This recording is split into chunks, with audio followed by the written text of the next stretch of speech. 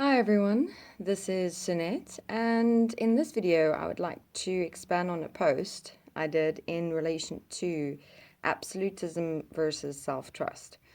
So the context of the post, I will provide a link in the description box of this video, but the context of this post was in relation to making absolute statements about yourself or about your life experience.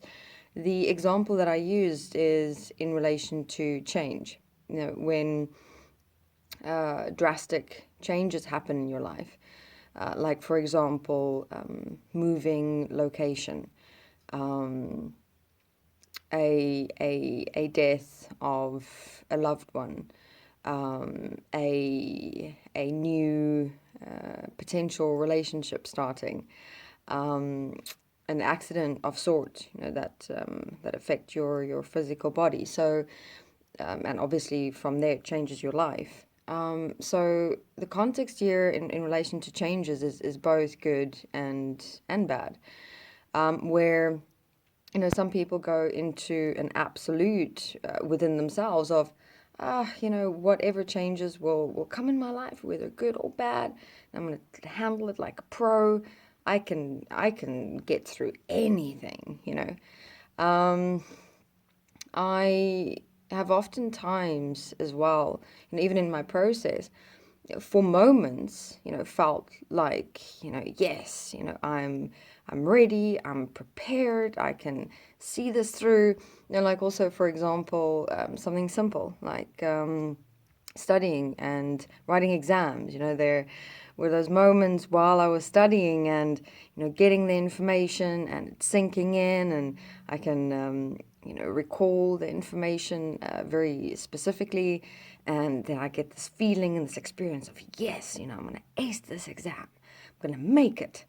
But then, getting to the exam itself and then being in the environment with all the other people and then getting the exam paper and the nature of the questions. And it's like sitting there going, man, I was not prepared for this. This is not how I expected it to play out. So, it's like to become aware of when it is that you go into these absolute statements inside yourself, because it's also got a lot to do with the nature of the mind. In fact, it actually says more about the nature of the mind than anything else, where in moments, yes, we might feel absolute and experience ourselves in that absolute state, but my words here are also very specific. We feel it. It's like an experience that comes up, like an energy that we can, get caught up in for a moment. And then, in that becoming of that moment, that absoluteness, it feels like,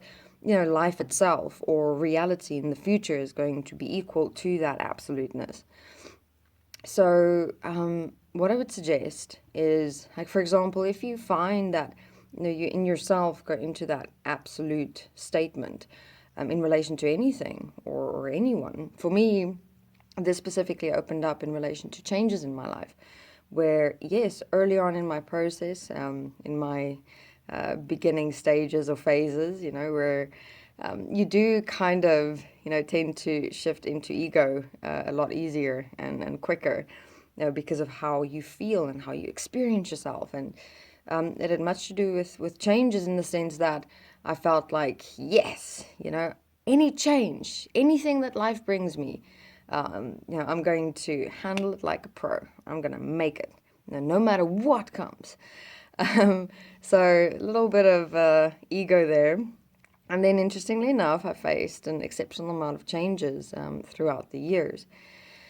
And it showed me the best way to approach yourself and to approach life is rather not in such absolute statements, but within a starting point of self-trust. Now, what I mean by that is that, look, yes, you can prepare yourself for things that may come and might come to pass. Like, for example, what I did in my process is I had fears in relation to things that may or might happen to my family, my friends, animals, things like that, worst case scenarios. This was a tendency within myself in the past, where I tended to go into worst case scenarios.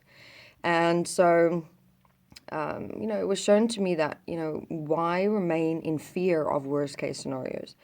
Why not within yourself transcend it, in the sense of, okay, playing out worst case scenarios within you and then seeing, okay, who are you within it? How would you handle it? Where are still emotional attachments, memories, personality patterns and things like that that would interfere in worst case scenarios happening or playing out? And so I did that for myself in writing and forgiveness and commitment statements. And interestingly enough, there were some things that happened in my life that were very similar to the worst case scenarios that I feared. And, even walking through those worst case scenarios in reality, despite me even preparing myself through writing and forgiveness and commitment statements, it was still challenging. It was still tough. You can always only prepare yourself so much, but when reality plays out, there's even 10 times more things that happen that you could not have predicted, that was unforeseen in a way. And right there, it's in those moments where self-trust plays a major role, in the sense that, as I was walking through the real worst case scenario that was busy playing out in my reality, that yes, I went through ups and downs, mistakes, falling, but at the same time, I had this trust within me that, yes, while I'm going through this now, I know that, with my support within myself, the people in my life, I can see this through, and then I would just return to the basics: writing, forgiveness, breathing. See, as I'm walking through this real-time worst-case scenario, what more can I learn about myself, about others, about my life experience? Because if you go into this absolute statement of, I can handle anything, whatever life brings at me, I'm the man or I'm the woman, you tend to really limit yourself and tunnel vision your who you are, in the sense that, let's say change does come, you would have more of a tendency to suppress the things that you're actually experiencing and going through, because you've now created this whole personality around change, and then you might be barging through the change like, I'm strong, I'm a pro, I can do this. But within that, I found the unexpected, unpredictable changes in life actually brings out in you, parts of you and things about yourself that you never knew existed within you. Like, in the worst case scenario, things that happened, that I initially feared in my past, some things I realized about myself that surprised me. Other things shocked me, where, there were sometimes moments where I went, but I thought I'd be able to handle this like so much better. What's going on? What's happening? But then I would just, breathe, slow down, say to myself, don't be hard on yourself. Just have a look at what is coming up, within me. What other things about myself is this experience bringing to the fore that I didn't know existed within me, that I need to look at and work with and work through. So to me, in my process in the context of change, the point of self-trust was the one thing that got me through.